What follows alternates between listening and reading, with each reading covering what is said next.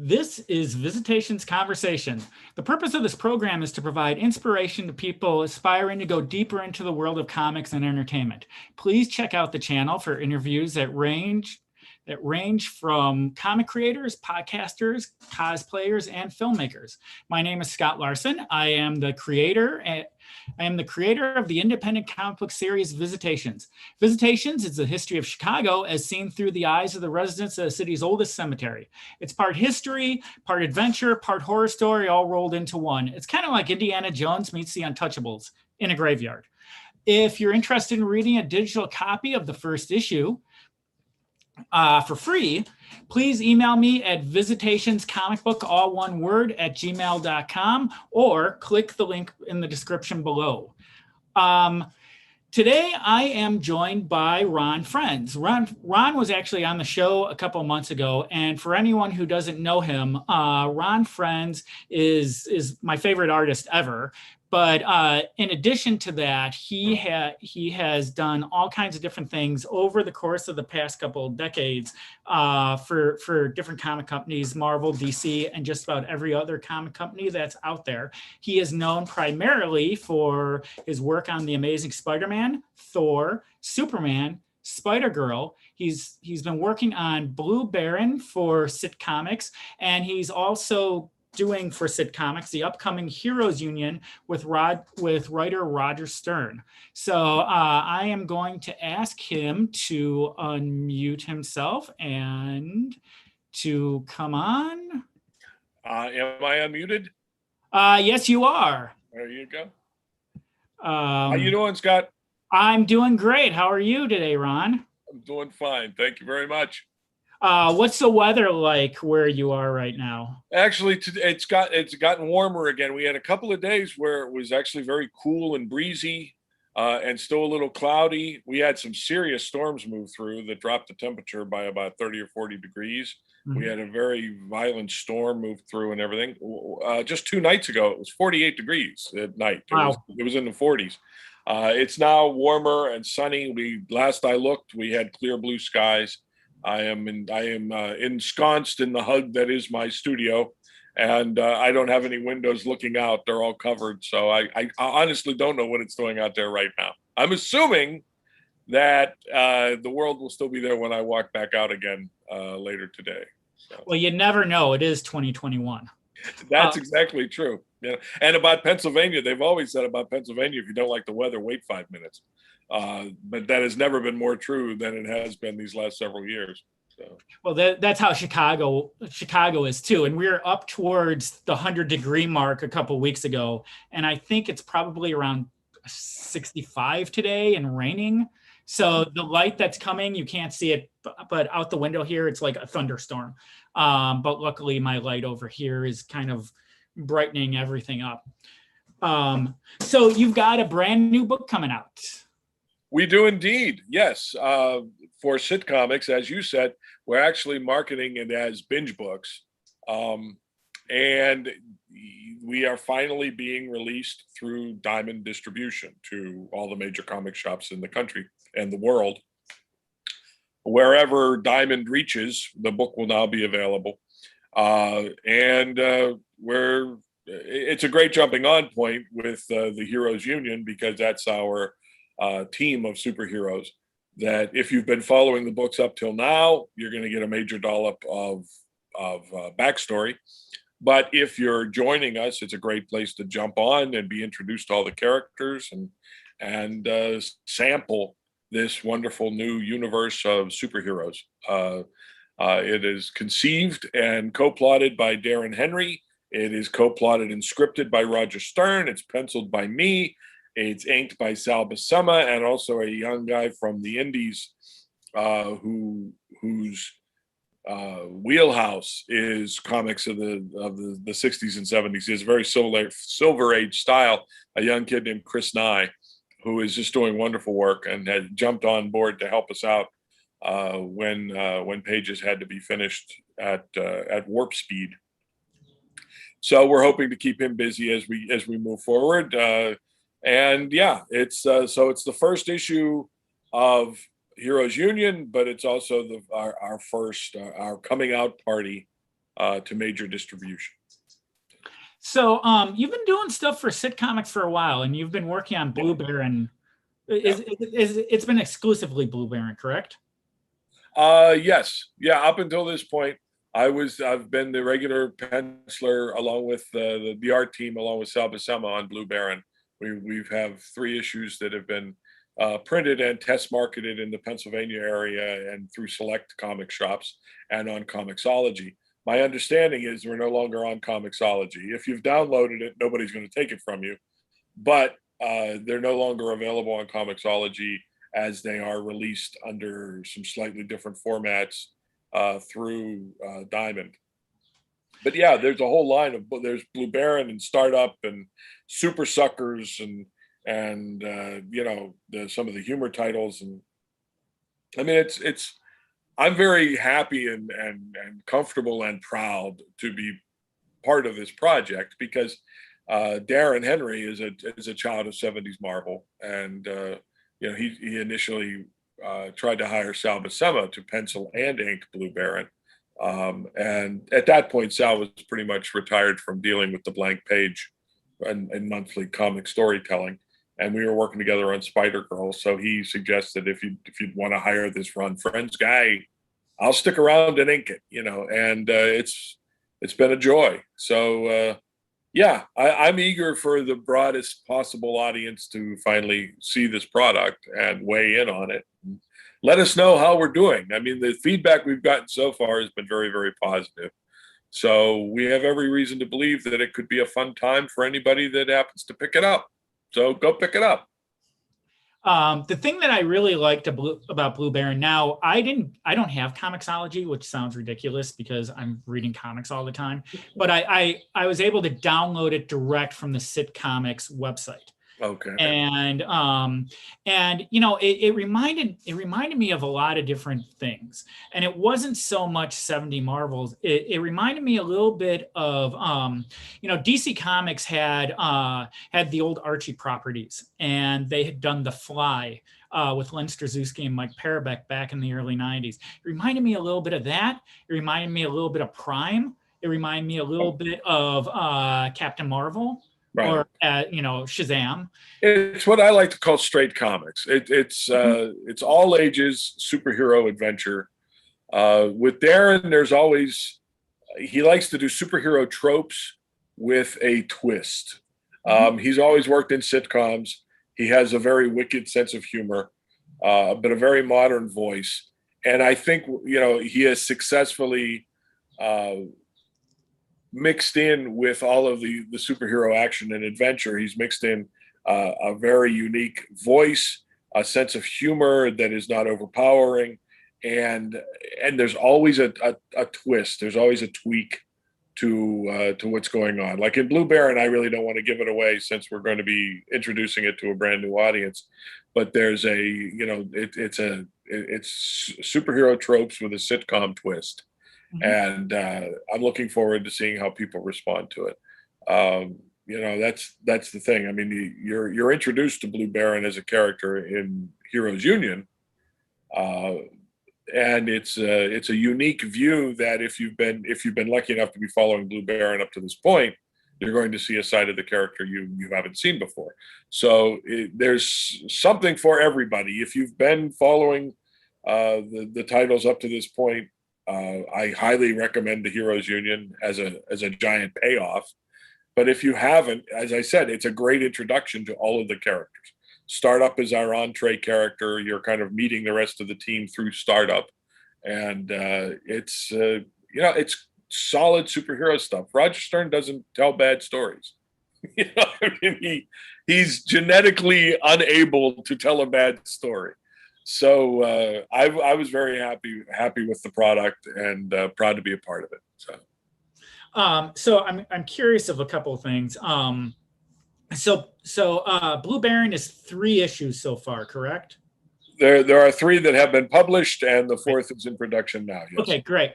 So and then, you know, when I downloaded, it was like 1.1, 1.2, 1.3, and then 2.1. Right. But those are they all just go together. Yeah, the 0.1, 0.2, 0.3 were all published as one binge book. Yes. Right. and will be repackaged for. I mean, ultimately they'll be available through Diamond as well. Mm-hmm.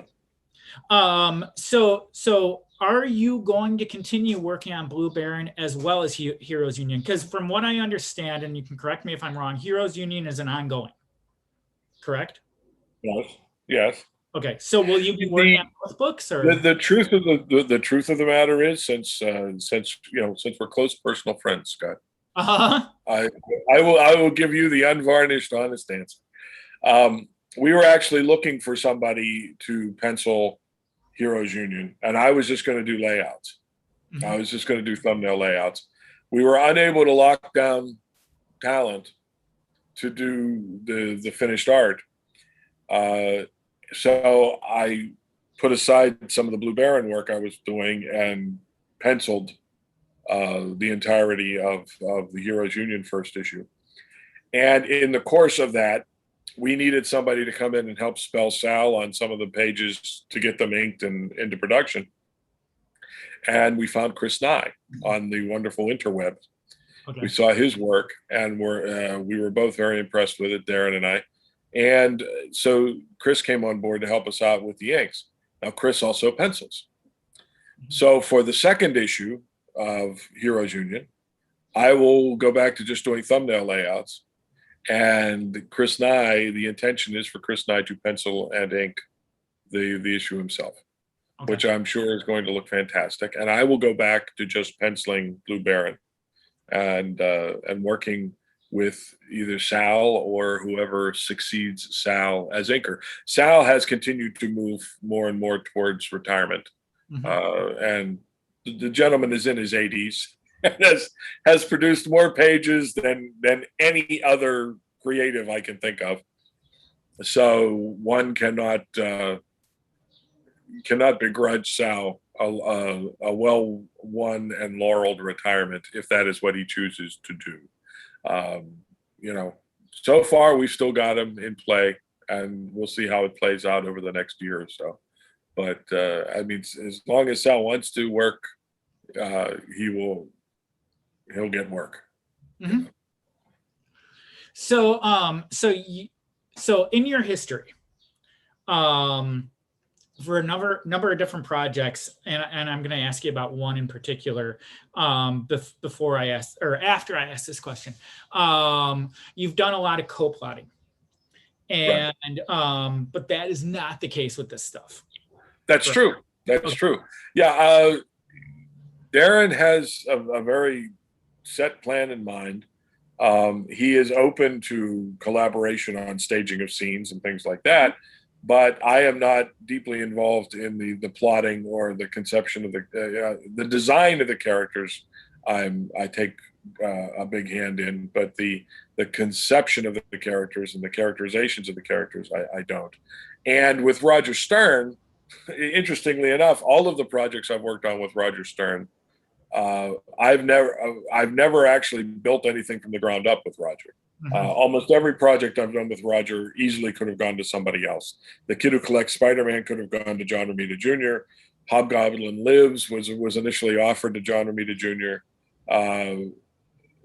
So nothing that I've done with Roger was from the ground up, he and I conceiving it together or anything like that. I'd love to do that someday if Roger's available, and if the right project would come along, I would love to do that and collaborate even more so with him. But the thing that's interesting with working with Roger is that, working off his plots, you're not going to get a bad story. I mean, Roger's work is such that, your job is to kind of stay out of the way and tell the story as clearly as you can visually, but let the story come through, and so that's what I try to do. I try to do the best work I can. I contribute what ideas I can along the way, but my job is to tell the story in pictures. So one of the other things you did with Roger Stern that never comes up was you did Superman Annual #2 with him, with the reintroduction of the Newsboy Legion. And with the reintroduction of almost every Kirby concept from those first several years. Yeah, Roger was very proud of the fact that he got the Newsboy Legion, the Harrys, Habitat, the Zoom Way. He got almost everything into that one annual. Yes, yeah. It's really great. But that was Superman Annual #2. You also worked on Superman Annual 1, where you I were did. listed as co-plotter with John Byrne. Well, that was because John turned in for a, I forget how many pages the annuals were back then, probably what, 28 or 30 pages. He turned in a paragraph and a half of Okay. a plot. And I was sent the plot and I went, really? And Mike Carlin was the editor on that job. And he goes, yeah, I know, it's a little light. I'm going to go back to John and see what he wants to do. And like a week later, I got a call from Carlin saying, apparently John has contributed everything he feels he needs to contribute to this. He said, so how about, Ron, you and I will go over the plot and we'll break it down a little bit more and stuff, which I appreciated it. So my co-plotting credit, any co-plotting I did was really with the editor, Mike Carlin. Okay. And, and he helped me break the story to a larger degree. And it ended up being a nice product. I was very proud of both of those annuals. Actually, Brett Breeding inked both of them and did a terrific job. So, that was my first exposure to working with Superman and working with Mike Carlin.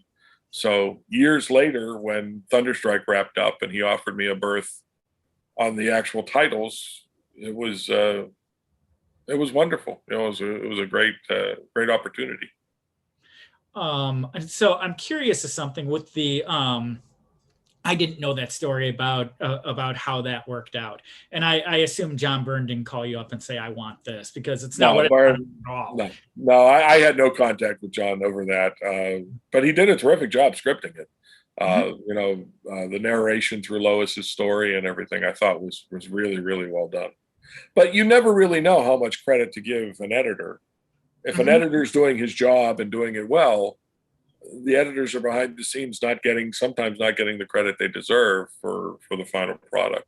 So I always hesitate to not include the editor as part of the creative process on any book, The thing with that issue, and it was interesting because I think you were working on Thor at the time. Is that correct?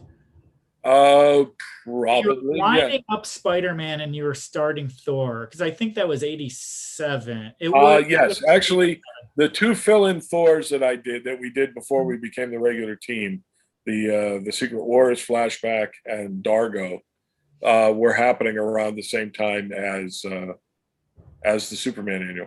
What had actually happened was Spider-Man had ended tragically. And the only other thing I had that I was working on was a Punisher graphic novel with Joe Duffy that I did not feel qualified for. I was very overwhelmed by it and did not feel I could serve it well. Was that plus I was Creator, whatever it was called? No, it was finally done by Jorge Safino. He did a fantastic cinematic job on it. I forget what the title was. It involved the Yakuza and everything. I really don't know. I don't remember what the title was, but it was Joe Duffy and Jorge Safino, and it was Assassin's Guild or something like that. Possibly. Yeah. It's on my shelf back there. Actually. Okay, that one. I know I couldn't have done a job anywhere near as professional as what Safino did. But I also was dealing with the fact that I had just been fired off of Spider-Man, and I just wasn't able to do it. So there was a downtime for me of a month or so where I didn't know what was going to happen next. And around the same time, I got contacted by Michael Carlin about doing the Superman annual, and by Ralph Macchio for doing the Thor fill-in. And it was a hallelujah moment where, okay, I'm still alive. I'm still working in comics. So yeah, those two happened around the same time. So yes, yeah. And the fact that Brett was on board for my early Thors and that Superman job and everything, it normalized everything for me pretty quickly. But it was coming. It was definitely coming after a brief, very dark time in my early career. So, with the going back to the Superman annual real quick, and then I got another question that doesn't quite pertain to the Punisher, but it kind of goes along with what we were talking about.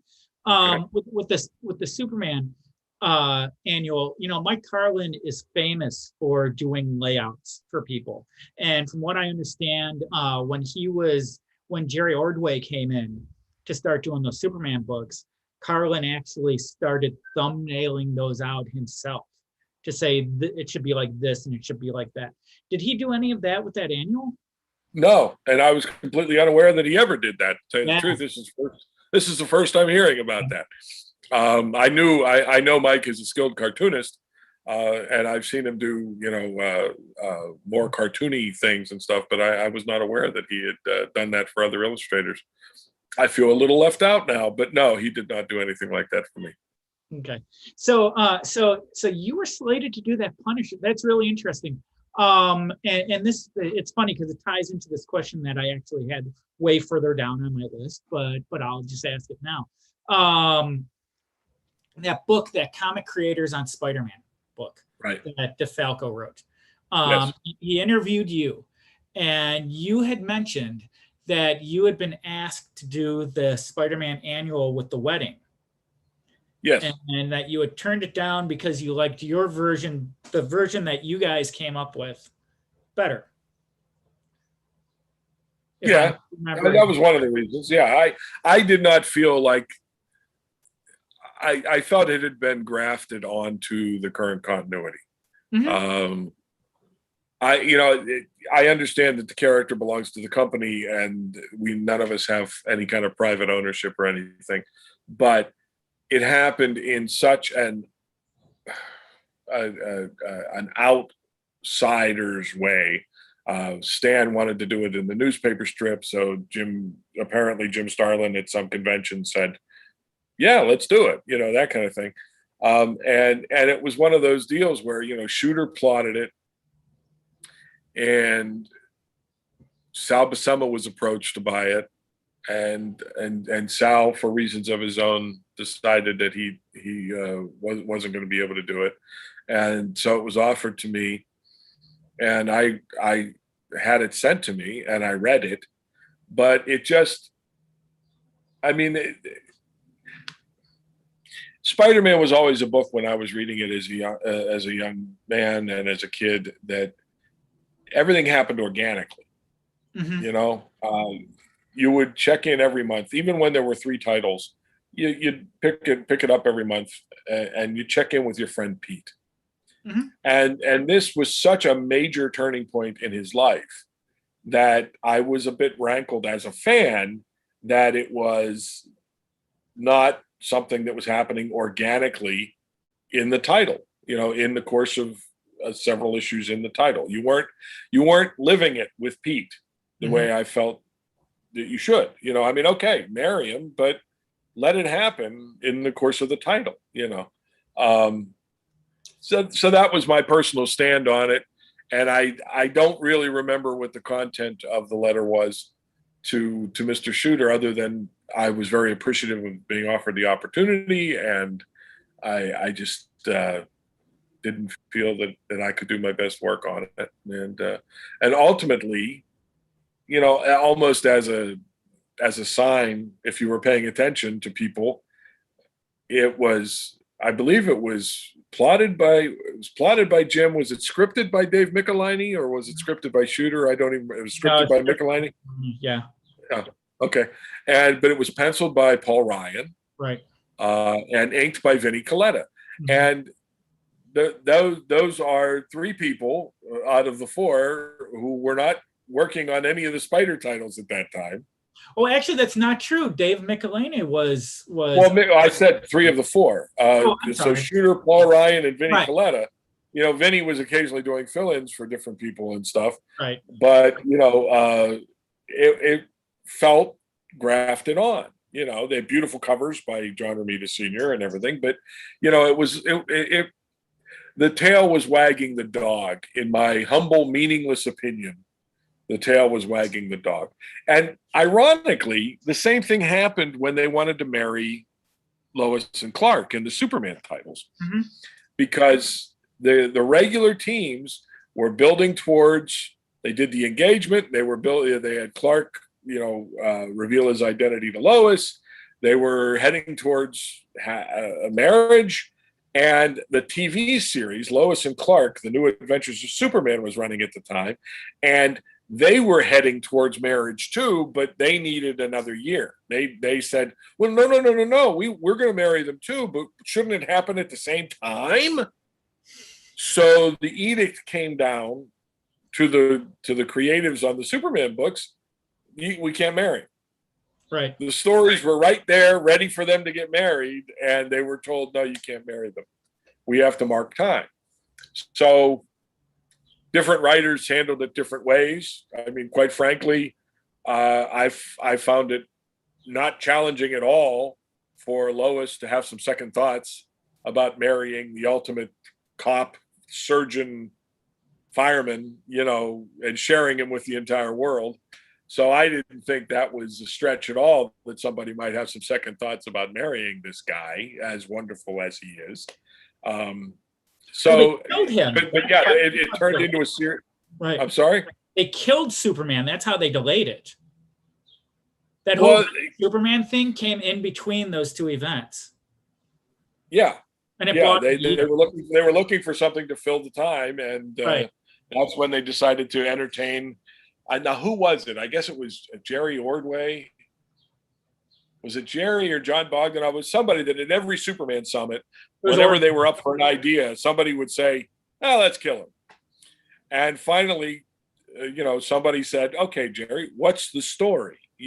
And that's when they put their heads together and yes, came up with that entire epic that finally got us got them where they needed to be, that kind of thing. But I mean, it's just a long and winding road, and and quite often when you're going to do something like that with such a high profile character, other voices will be heard, whether it's the people from the network that are doing a Superman show at the moment, or whether it's Stan Lee doing the newspaper strip, and Shea Stadium wanting to do willing to do a publicity centered wedding at during a ball game, whatever it is, there's going to be other things involved.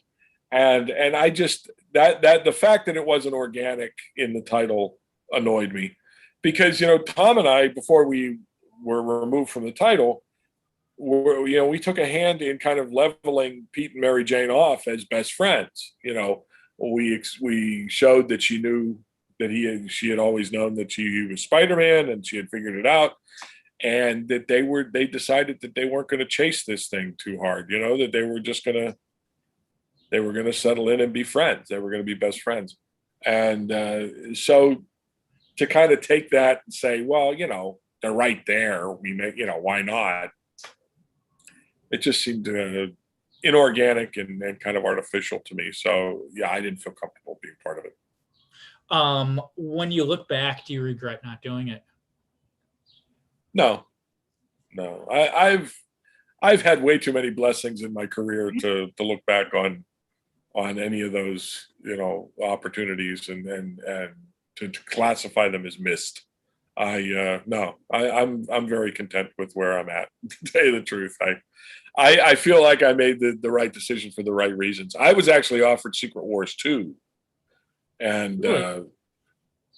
And I turned that one down just because I was very happy with working with Tom DeFalco on Thor, and didn't really want to Spider-Man. We were still on Spider-Man at that point. You were. And I just didn't want it to compromise everything else that I was enjoying. So, plus in working with the editor-in-chief, you're kind of putting yourself on the target, I talked to Tom DeFalco about it. I talked to a few other people about it. And, it was the 12 issues of the first Secret Wars were very hard on Mr. Zek. I'm sure he's he's reaped the benefits of it, but Mhm. it was not an easy task.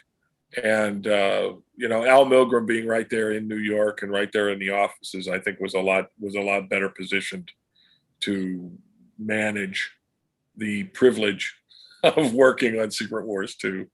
And I was content as a creative can be on Spider-Man with Tom DeFalco. So, I'm Did, not, no, I don't have even something like that. I mean, yeah, the checks would have been nice, but I was doing just fine. So, I mean, how much money does a guy need? there you go. I probably needed the nerves that would have been burned off working on Secret Wars 2. I probably needed those more than I needed the money at the time. So, I'm just as glad I passed on that pressure. The interesting thing about Secret Wars 2 it's almost forgotten at this point. It didn't I mean, really. that's the thing. The reason I remembered that we were on Spider-Man at the time was because we did a couple of tie-ins Right. with the Beyonder and everything during our run on Spider-Man. So, it was, yeah, I mean, it was out there. I mean, that was another job that Sal Buscema actually penciled an entire first issue. And from what I understand, Jim Shooter was not a big fan of Sal Buscema. Sal did not feel comfortable doing the wedding issue with him because Jim tends to direct with a fairly strong hand anybody he's working with. And I've known other illustrators who have worked with Jim and have reaped the benefits and the deficits of being directed that tightly. But yeah, Sal had produced an entire first issue of Secret Wars 2, and it never saw publication. It's in the, I think they reproduced it real small in the omnibus or something of Secret Wars 2. And I received a copy of it because of the Spider-Man tie-ins and stuff, But yeah, I mean, it's interesting that you asked that. Nobody's ever asked me that before, whether or not I regret it. Really? And, yeah, and I don't. I have. Wow, I don't think I have any regrets from my career, to tell you the truth. I mean, because even as much as I did not enjoy disappointing Joe on the Punisher graphic novel, and I got a lecture, a well-deserved lecture from Carl Potts, who was the editor on that project. Mm-hmm. And as much as I was very uncertain at that point whether I was even going to be able to continue in comics, it was a very bad time. After I saw what Jorge Safino did with it, I had no regrets because he served Joe's story so much better than I ever could have, And I know that confidently in my soul of souls. I know there's no way I could have done as nice a job as Jorge Safino did. Even now, I mean, I know I couldn't have then. I'm sure even now I wouldn't be able to approach the material as well as he did, The reason I asked you that question is because John Romita was offered that wedding issue and he turned it down. And he said that was one of his biggest regrets in the business, that he turned it down. Yeah, well, given John's connection to the character, I can understand that. Sure. Yeah. Okay. I mean, he was there at all the major turning points. Mm-hmm. I mean, one of the reasons they killed Wendy is because the story was heading towards, how do you not marry that girl? She's incredible. She's terrific. So yeah. It's I'd like to make. There's two comments I want to make, and then I can go back to asking you questions. The first one is, when you go back and you take a look at the wedding issues of Spider-Man, as a fan who was just reading it at the time, that whole era, basically from the time that you guys left to the point where McFarlane shows up as the regular penciler, it all felt like fill-in. None of it felt like it was part of it. You know how it is when you're a fan, you're reading something, it's like, well, these aren't the regular guys. And then you're just waiting for the regular guys to show up or come back or whatever. And so it was very odd that story got stuck in there when it did, because it did all feel feel like fill-in. It didn't feel like anything was on solid ground at all.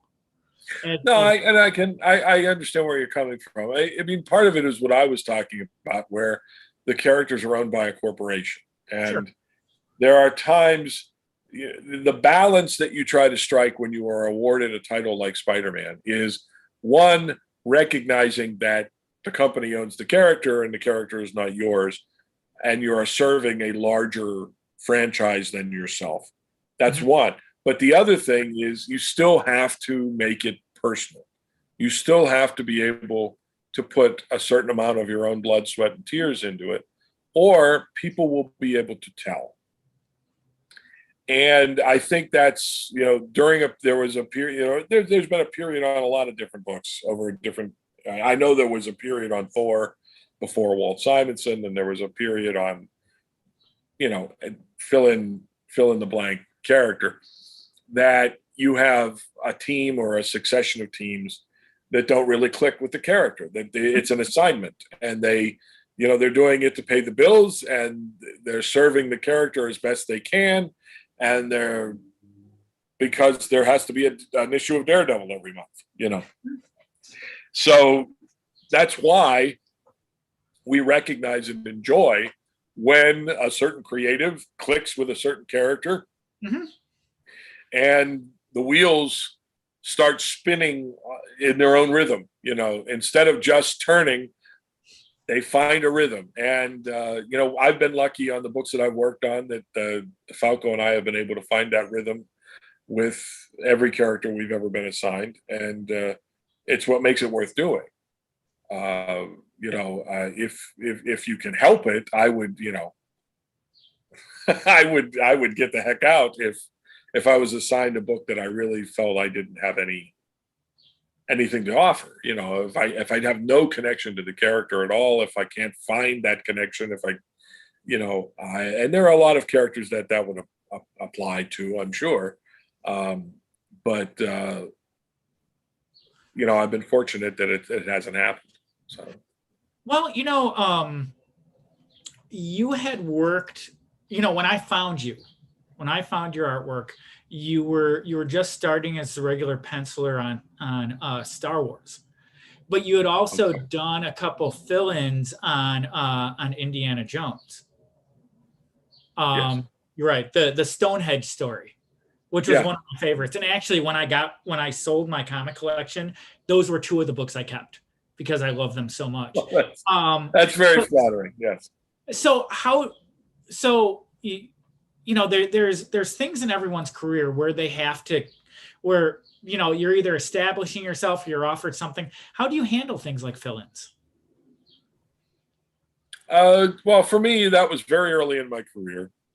And in fact, at that point, I was lamenting whether or not I'd ever get offered superheroes, because I had done a couple of issues of Kazar as fill-ins. I had done a King Conan as a fill-in.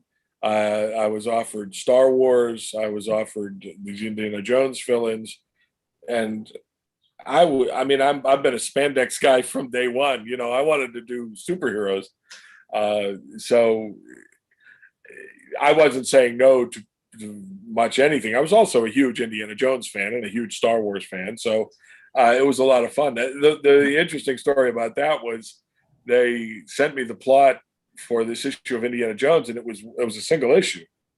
And I started thumbnailing it, and I called the editor and I said, "Louise, there's too much story here." Dave Michelini was the writer of the story. Right. And I said, "There's too much story here. We're going to be doing nine panel pages all through the thing, and we're not going to be able to open it up and give it the drama it needs visually. There's just too much." And she said, "Let me give it another read, and I'll get back to you." And she concurred. She called back. She says, "No, I see what you're saying." So she contacted Dave and had him restructure it into two parts. And, he added a scene or two to kind of bridge the two parts, and decided where to put the cliffhanger and all that kind of stuff. And he did all of the actual crafting it into two issues. And then they sent it back to me, and I got a 2-issue stint instead of a 1-issue stint out of it, and really enjoyed working on the story. I enjoyed the comedy breaks, and it's one of the things I loved working with Joe Duffy on Star Wars was her sense of comedy and timing, and I've always enjoyed adding that into the characters. And when I hear people complain about that in the Marvel movies, I always laugh, because Marvel has always been that. Marvel has always taken a panel or two to sometimes point out the absurdity, if this was really happening in the real world, the absurdity of that. And that's something that I see the Marvel films really bringing to a mass audience, is that sense of self-awareness, that you're trying to put it in the real world. You're trying to say this might be what would really happen if real people were in this situation.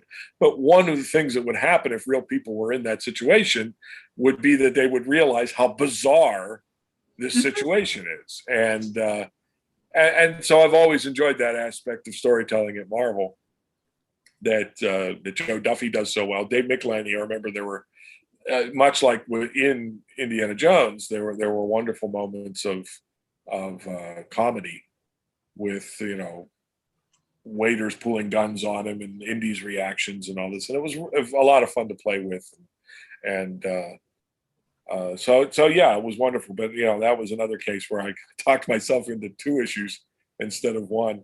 So I said, boy, I wish I had done that deliberately, but I didn't do it thinking, oh, I get paid twice now. I just did it thinking I can't do it in 1 issue. That's all.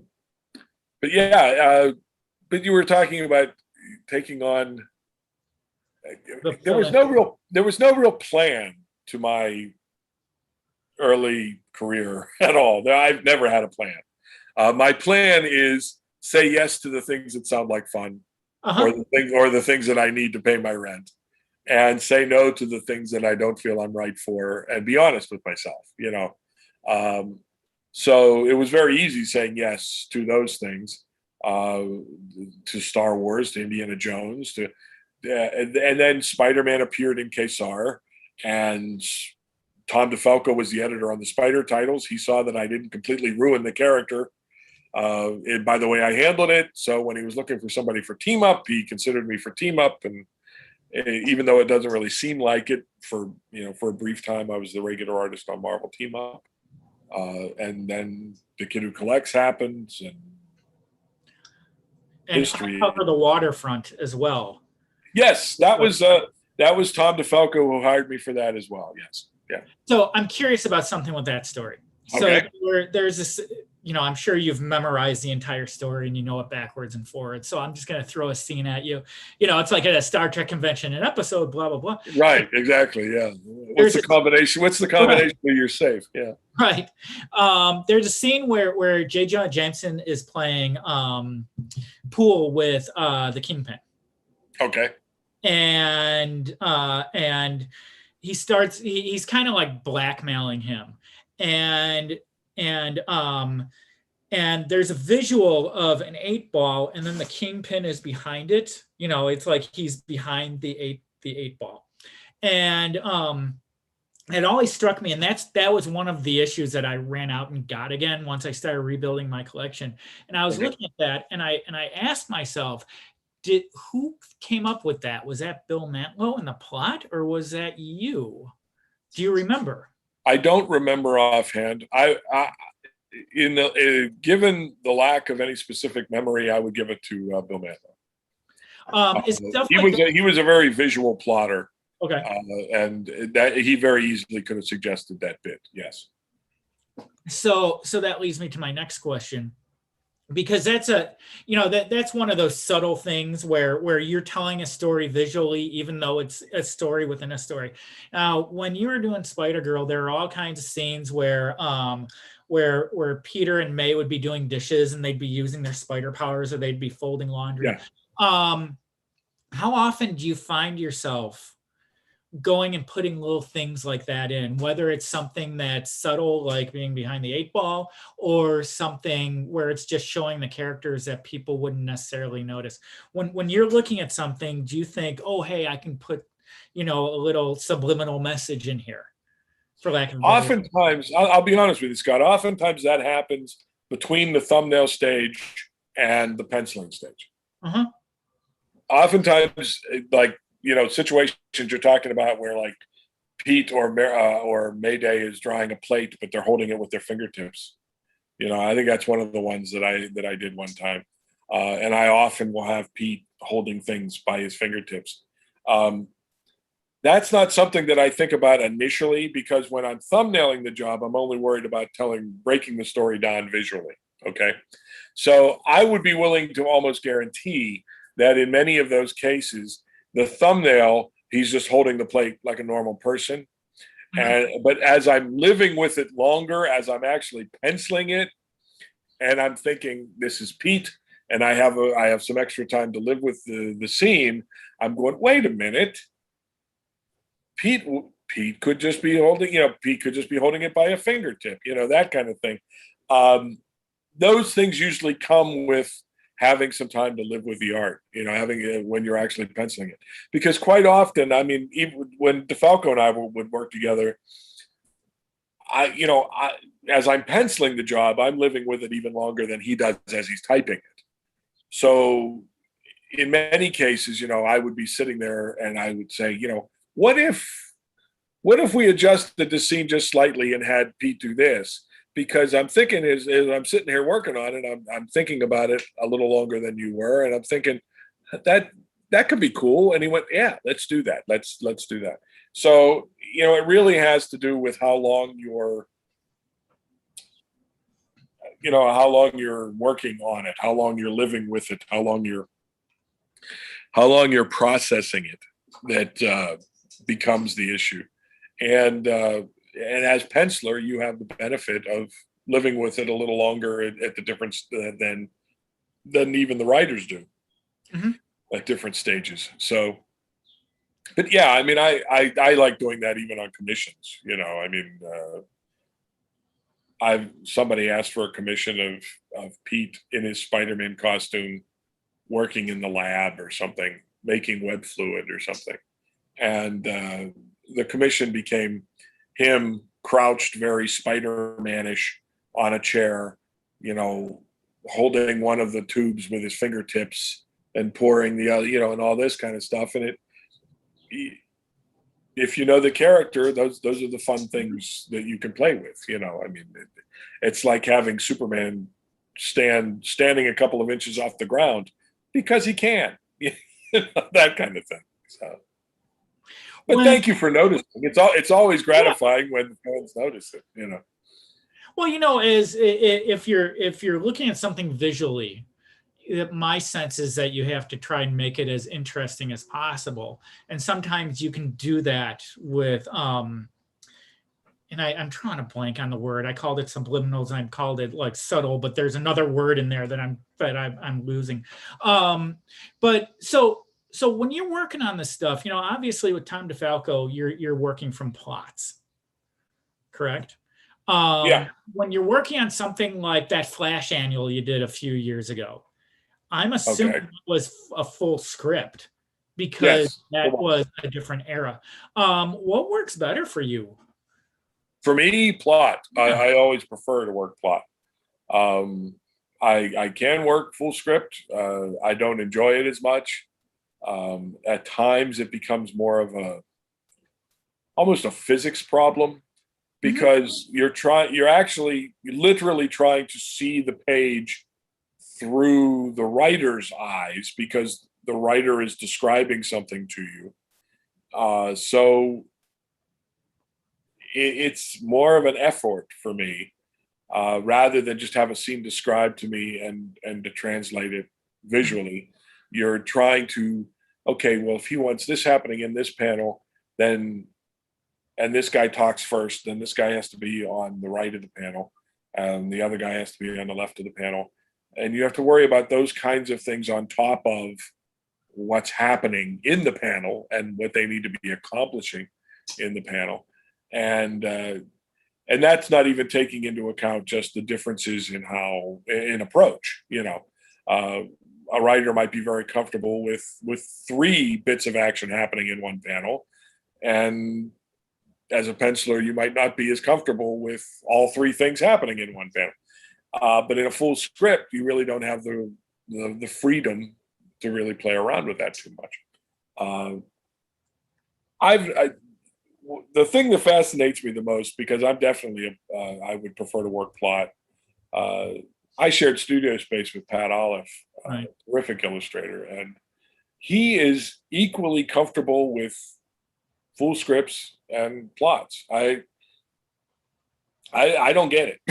I mean, but he's, I don't know what he would say if you asked if he has a preference, but he's very adept at working full script, and does his work looks every bit as gorgeous one way or the other. I become very self-conscious when I'm working full script. Working on it, and once it's actually printed, I become very self-conscious about the work, because I just don't think it's necessarily the way I would have done it on my own, Mm-hmm. that kind of thing. So, when you guys were sharing a studio space, what did you learn from him?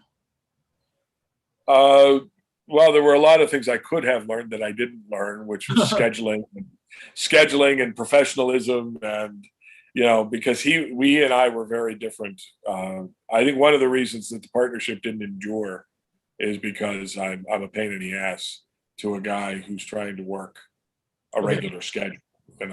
He came in the morning.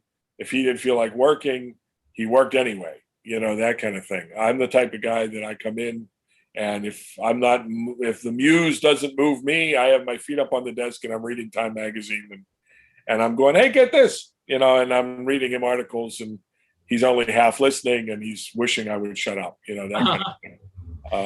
So it was a little bit of oil and water. The one thing we did have going for us, I believe, and I hesitate to speak for Pat in this, was we had a certain mutual respect for each other's work. Mm-hmm. And we actually did a couple of jobs together that are some of my favorite work. We did a 3-issue Hercules miniseries that I penciled and he inked. We did a 2 or 3 issue Hobgoblin. It was Revenge of the Green Goblin, it's called. That editor Ralph Macchio called us because there was somebody else scheduled to do that, and he had to bail out at the last second. So Ralph needed those books produced quickly. Mm-hmm. And we were both available enough to jump in, and we were producing an entire issue in a week and a half, pencils and inks. And that was where our schedules kind of worked out a little bit, because I would work at night and get pages penciled and then drop them off for Pat in the morning, and then he would work a regular shift during the day inking them.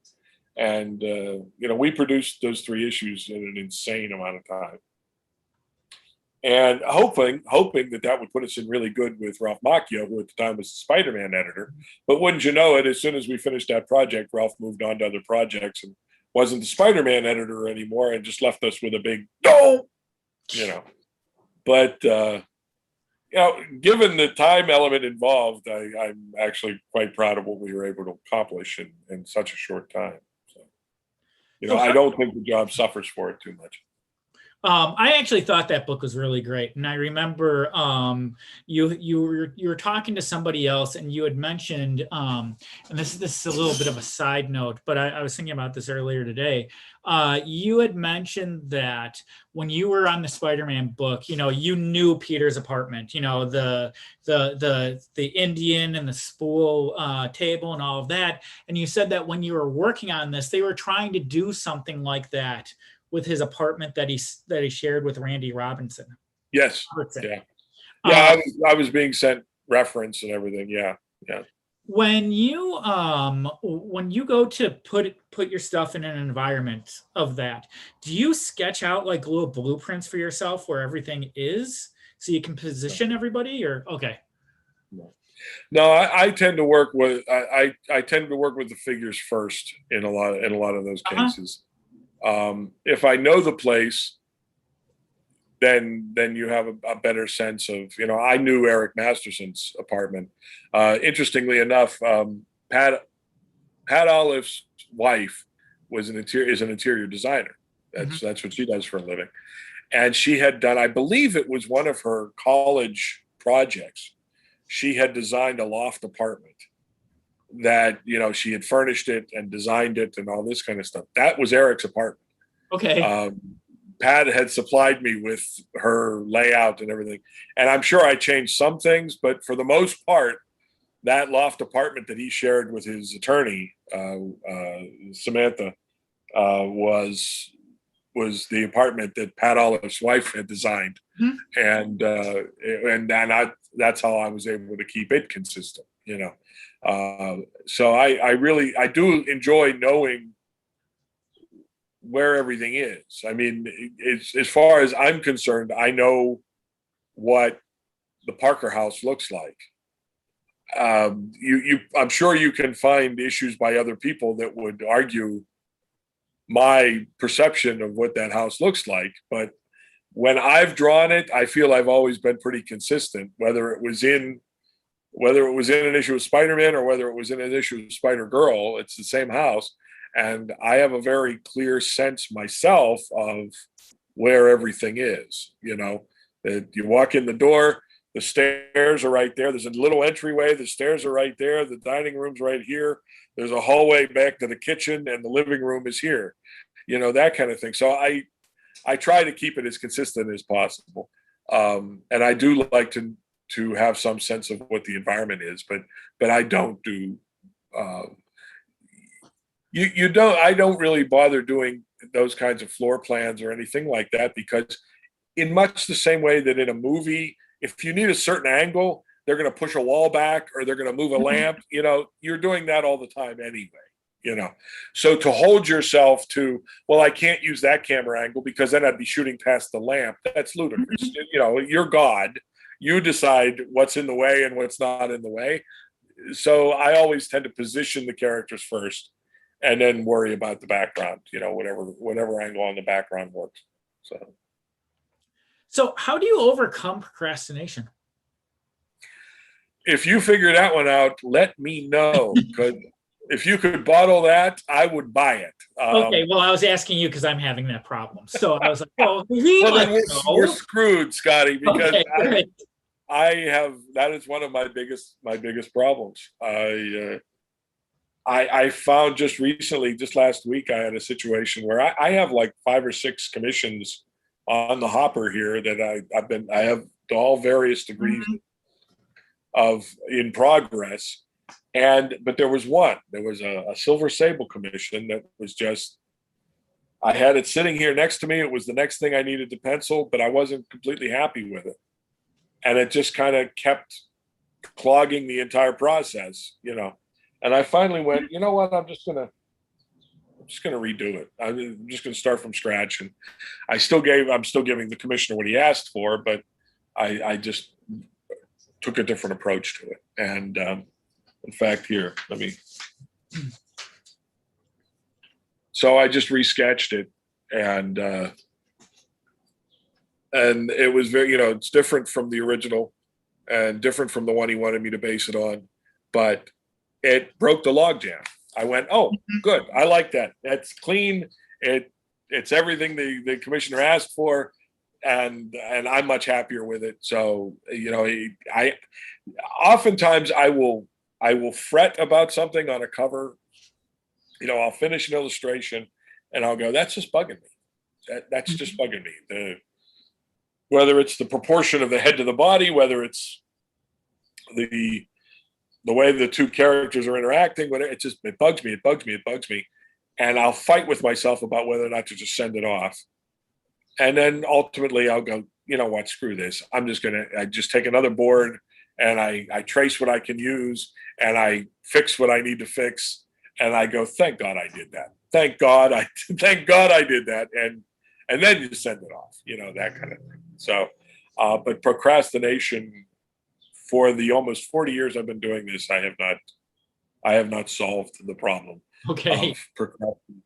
The only thing I find that battles procrastination is deadlines and rent. Those are what fear. Yes, absolute abject fear is the mother of production. Yes, yeah. Do you work during the day or at night? Do you work best during the day? I actually find myself working better. I usually get into a groove somewhere around 2 o'clock in the afternoon. Mhm. And if I'm really doing well, I will work well into the evening. I will work, sometimes until 10:30, that kind of thing. But that seems to be my sweet spot when it happens, that kind of thing. Again, if it's forced by deadlines or other factors, then you do it whenever you need to do it. But I do find myself most productive later in the day. Midday to evening usually is my sweet spot. What keeps you company? Do you listen to like music? Do you listen to audiobooks? Do you have the TV on? Do you? I'm not. No, I'm not usually one for distractions. Okay. Pat Olive used to always like music or have the radio on or something, and then I would notice that I would say, "Oh, that's interesting," and he goes, "What's that?" I said, "Well, what they were just talking about on the radio," and he goes, "Oh, I didn't hear it." So he would turn it on. So he would turn it on as background noise and not pay attention to it at all. I don't find myself needing that. I actually probably would prefer some quietude to concentrate everything. I don't mind if the radio is on, but I find myself being more like Pat. I find myself coming out of a work swing, and they're announcing the last song they just played. Went, oh damn, I love that song. That kind of thing. So no, I don't find the need to put on soundtracks or TV or anything playing in the background. No. What project did you work on that you were the most nervous about? Well, I mean, we've talked about that Punisher graphic novel. Obviously, I was very nervous about that because it's the only time, it's one of the few times I've ever bailed on a project. There was another project that I worked on that literally put me into therapy because I was having a hard time working on it. But what therapy helped me realize was that it wasn't that project. It was the timing of that project. Mhm. And it was during a period in my life where I was still dealing with the death of my father. I was dealing with the dissolution of my partnership with Tom DeFalco because Spider-Girl had finally gone away. Mhm. And I was quite literally emotionally hiding under my bed in a fetal position saying, I don't want to do this anymore, and it was making it very, very hard to produce. I was being expected to produce under circumstances that my inner child was saying, but I don't want to. And, going to therapy helped me realize that. It gave me permission to process some of that and get past it, but yeah, quite literally, that was a job where I thought, I might have to see if, I wonder if Pat's available. I wonder if I could just palm this off on Pat, that kind of thing. Or find somebody else to do it because I'm not sure. I don't think I can do this. And I did. Ultimately, I did. It's yet to see publication, actually. But yeah, it turned out to be I was emotionally constipated with just a lot of things that I hadn't processed. And that's why it helps to talk to people who see this kind of thing all the time, who can listen to what you're saying and go, you're having like 3 of the major 5 emotional crises that people have in their lives. And yours are overlapping. So you're allowed to be feeling it. You're more than allowed to process this and take some time to process it and everything. And it helped me immensely. So that's the second time in my life that I've been in therapy. And both times I found incredible benefit from it. I didn't know if I was going to tell you this or not, but I decided that since you decided to say that, I will tell you this.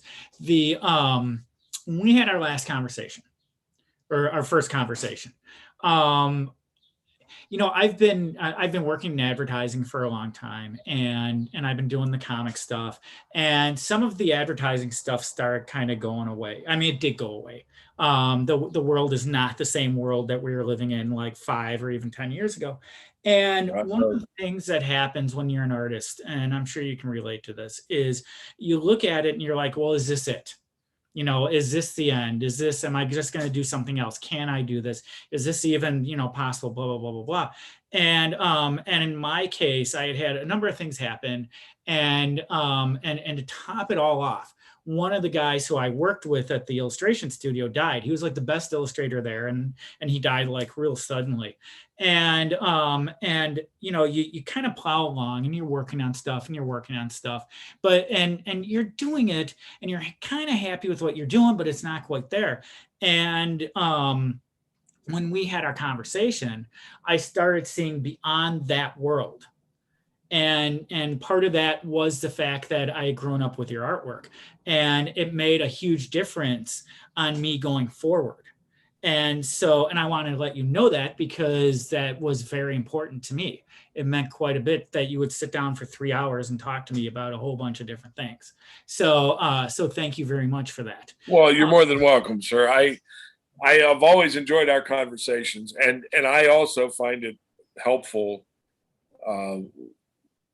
One of the things, you were talking about, what do you do about procrastination? One of the things I found that does help is having conversations with other creatives, and talking about the commonality of those different situations, but also just kind of recharging your batteries by listening to somebody else enjoying what they're doing, and quite frankly, counting your blessings. I have a dear friend from all the way back in high school. We met in junior high, actually, for the first time, but we became very close last 2 years of high school. Daniel Horn, who's an illustrator. He's a fantastic painter.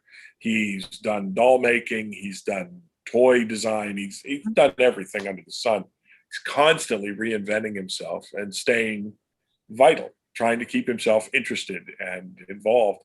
And it really helps me quite often to have a conversation with Dan and literally count our blessings, and literally, look back. Certainly we've had things that didn't go our way. We've had darker periods in our careers, but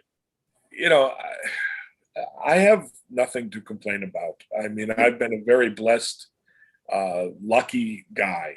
And, there aren't too many people on this planet that, if you asked them if they were 6 or 7, what they wanted to do, and they told you, they knew, and they told you, and then they were doing it at 25. That's just, it doesn't happen a lot. I am very aware of how rare and humbling that is. So, occasionally I need to remind myself of that. Occasionally I need to remind, my mind to quiet down and just, take a moment and relax and know that everything's okay. It'll work out. It has before. I mean, I have, both my parents have gone on ahead of me, so I have an entire battalion of guardian angels up there keeping an eye out for me, and I appreciate that. I remind myself of that quite often. So yeah, I mean, it's an amazing thing, because I mean, I know exactly what you're talking about when you talk about those moments when you think like, oh my God, am I done? Mm-hmm. Creatives have that feeling a lot, and it may last a week, it may last a month, it may last longer until you get your next gig, and then you realize, okay, I can trust this again. Mm-hmm. That kind of thing. And it's happened to me a couple of times. Until I hooked up with Catskill Comics and realized that I could if I had to, I could make a living doing commissions, basically living off the carcass of my 30, 40-year career. Until I knew that, until I discovered Scott Kress and hooked up with Scott Kress, I didn't take that for granted. And that has given me a certain amount of comfort and a base to build off of, you know. And then of course, again, luck and blessing, running of meeting Darren Henry, who wants to produce things that are very much in my wheelhouse. You know, he enjoys the same kind of comics I do. You know, the same way I met Tom DeFalco and created a lifelong partnership with him because we enjoy the same material and the same treatment of the characters and everything, you know. So you know, you have to stick by your guns. You have to have a little bit of confidence in what you know you're good at, and you know, without being an egotistical idiot. But you know, you also have to know when to fold them too. You know, you have to know that I'm not going to go that direction because I'm not committed to that direction. And if I go that direction, you know, I've considered moving out of Pittsburgh a few times for different reasons. But I've always decided to stay because it's home. You know, at this point, I'm 61. I'm not going anywhere. I mean, Pennsylvania is my home, you know, and this is where my family still is, you know, so I'm not going to go too far afield from that. Not at this point. You know, and again, having conversations like this with you, I'm realizing, wow, I really don't have a lot of regrets. I mean, there are a couple of jobs I've turned down that people could say, oh man, you left a lot of money on the table. And yeah, I guess I did, but it's not something that, you know, when money was tight, I didn't go, if only I'd taken Secret Wars 2, you know, that kind of thing. Probably the best year I ever had was the first year I was on the Superman titles, because that was very rarefied air. They were paying great rates, and you know, I think that was the year everyone had their best year too. You know, that I mean, I remember going to getting my taxes done, and they told me what I made for the year, and I went, "Are you serious?" You know, that kind of thing. So, you know, good times and bad times and okay times, and you know, somebody just recently reminded me that you can't wait.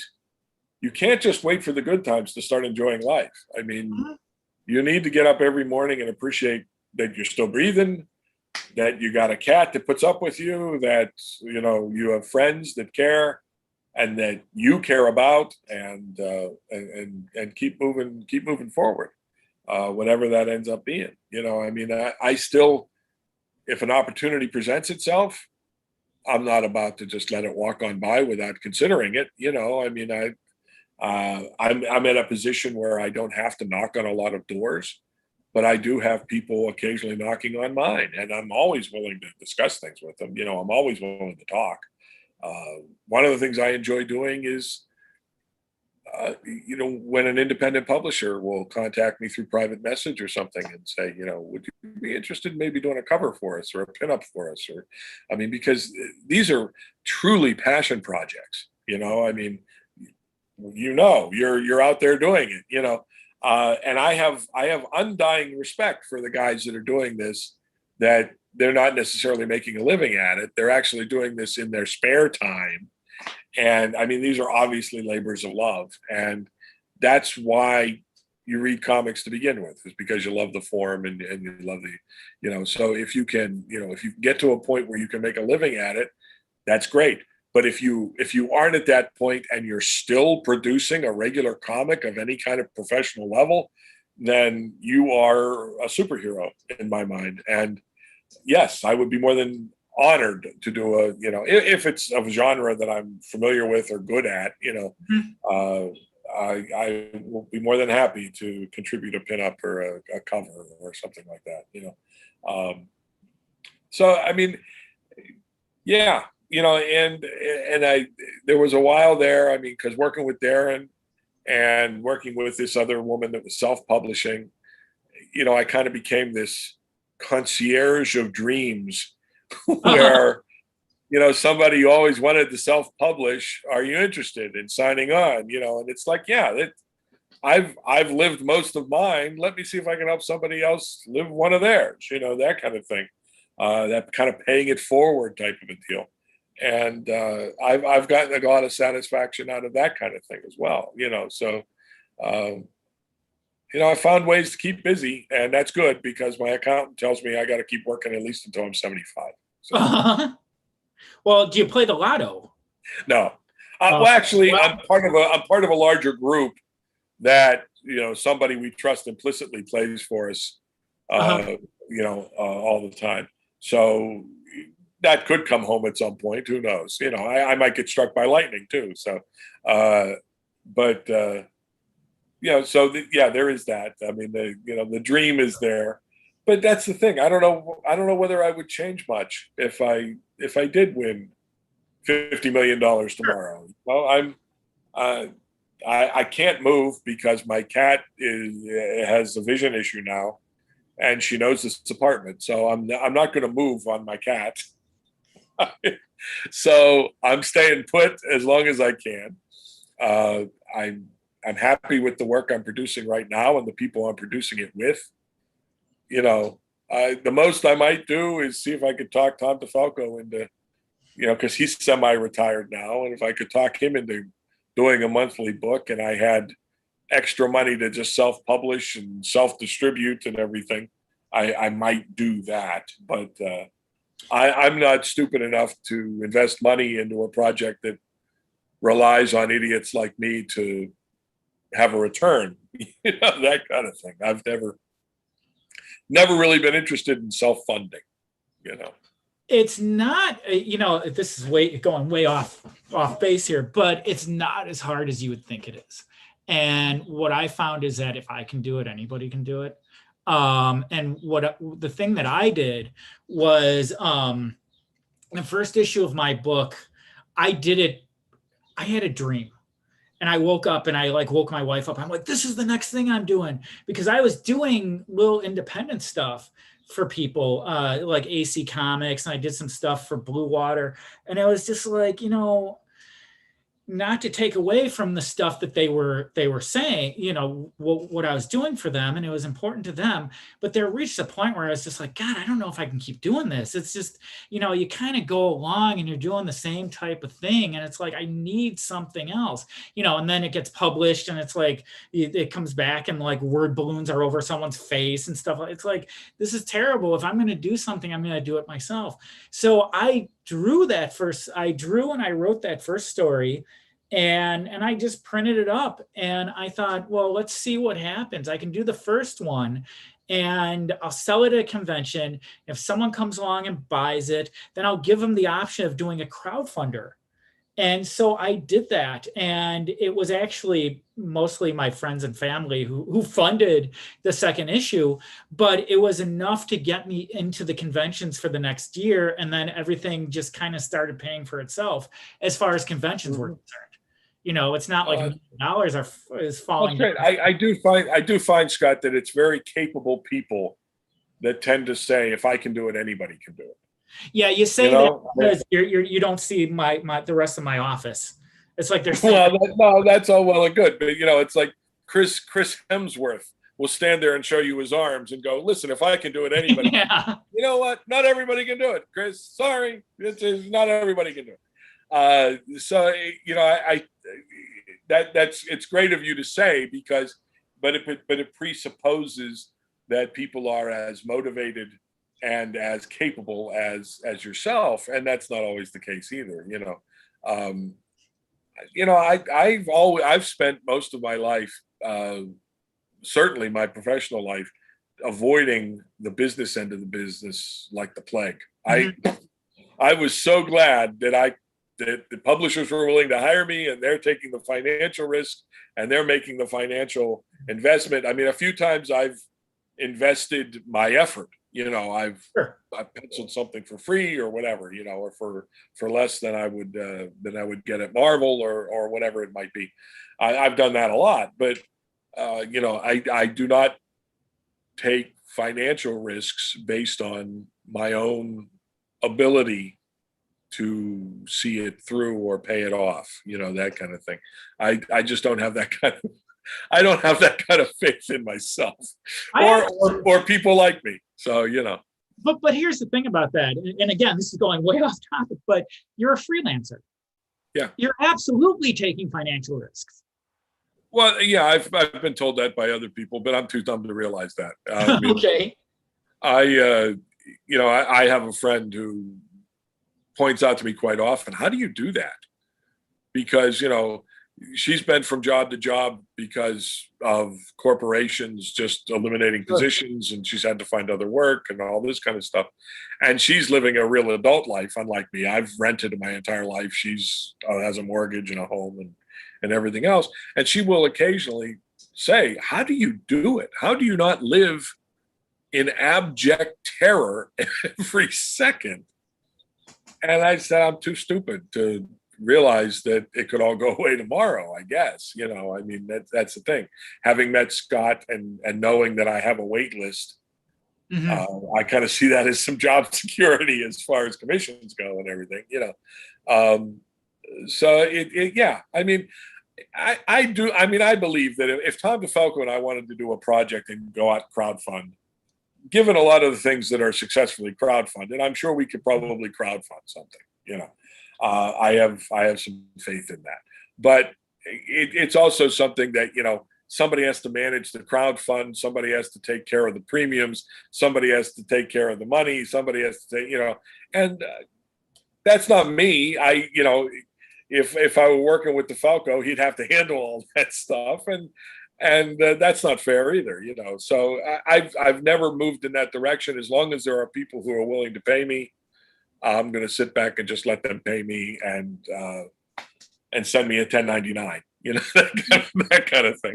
I don't have any plans on incorporating or becoming an LLC or anything like that, because I'm sure I would screw something up and end up in jail over the whole thing, I don't know about that, but the thing with the crowdfunding is I did it the one time and I have not gone back. And I see these people who are able to go in there, and they're people that nobody knows. I wouldn't know them if I didn't see them at a convention. Right. And, they pop up on Facebook and it's like $10,000 already fully funded. It's like, how did you do that? I don't know. As far back as early on my run on Spider-Girl, there was the Spider-Girl message board, and we were under cancellation threat at one point. And the fans on the message board said, can't you guys set something up where we can fund the book? And Tom said, we're not going to do that. It's more than enough that you're willing to buy the book when it's printed. But they were so invested in Tom and I continuing to tell Mayday's story that they were willing to fund us telling Mayday's story. Now, there's all kinds of issues with that. One, just being the practicality of your fan base paying your salary, which, how do you say no when somebody's got a bad idea? That kind of having your fans be your bosses probably isn't the most productive of creative environments, that kind of thing. But also just, it was very humbling. It was incredibly appreciated, and it made us feel terrific about the people we had been entertaining. Spider-Girl fans are the best fans in the world. They're all, to a person, caring, compassionate human beings who love the strip for all the right reasons. It's not one of those things where, why do you like Wolverine? Because he kills people. It was, if you ask a Mayday fan why they enjoyed Mayday, it's for all the reasons you would, as a creative, that you would want them to appreciate the work. It's just been wonderful. But it's the same for Thunderstrike fans. The fact that there still are Thunderstrike fans is one of the most humbling things in the world, that I still have people come up to me at conventions and talk about how much they miss Eric. Eric's been gone for what, 5 years? Yeah. 5 years. Was it? He was only around for 2, for crying out loud, And what's that? The thing about that book, which from a reader's point of view, now when that book was coming out, I think Spider-Man was in issue 4, right? And then issue 5 was a fill-in. Keith Polliard did. Well, Pollard would do fill-ins for me, but Tom always scripted them, so they were still part of the continuity. Yeah. And I fell off at that point. And my dad had died at that point too, and there are all kinds of things going on. But I went back to it, and I had gotten all of the issues, and I had them sitting there waiting for me and waiting for me and waiting for me.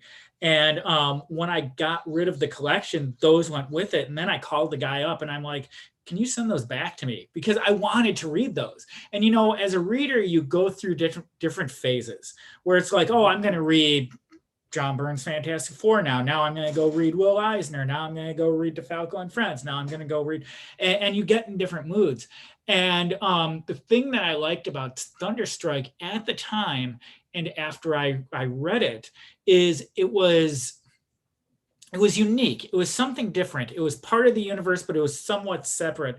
You know, it's like Spider-Girl was one of those things where it was its own universe.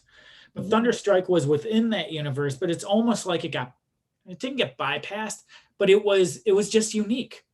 It was different and it was unique. And I think that it's special for that reason. And I feel that way with the Blue Baron stuff too, where it is, you know, you see elements of other things in it, but it's unique. There's a uniqueness there. And so that's one of the reasons why I'm attracted to that stuff. No, I agree with that, because the characters themselves, it's, you know, it's very hard in this day and age to not get a little jaded by the idea that, okay, there's your Superman character, there's your Batman character, there's your Spider-Man pastiche, there's your Captain America pastiche, you know, that kind of thing. And I'm sure if you were just looking at the characters standing out in front of you, you might be able to do that with a couple of hours in the binge books. But none of that holds true. I mean, none of them are holding a position, you know, or holding a static position for that kind of character.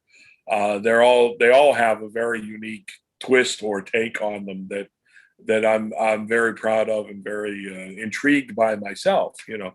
So yeah, I don't really feel like you can, you know, I mean, well, like when we did a Next, you know, somebody in the first issue said, okay, so you got your Hulk character, your Thor character, your Iron Man character, and your Ant-Man character, you know, big deal. Okay. Yes, it was a Next. It was the next generation of characters. And yes, they were all based they're all legacy characters. That was kind of our thing. You know, that was the point of the book. Yes, if you didn't like that, if that didn't do anything to intrigue you, then may we interest you in any number of other titles published by Marvel Comics at that time.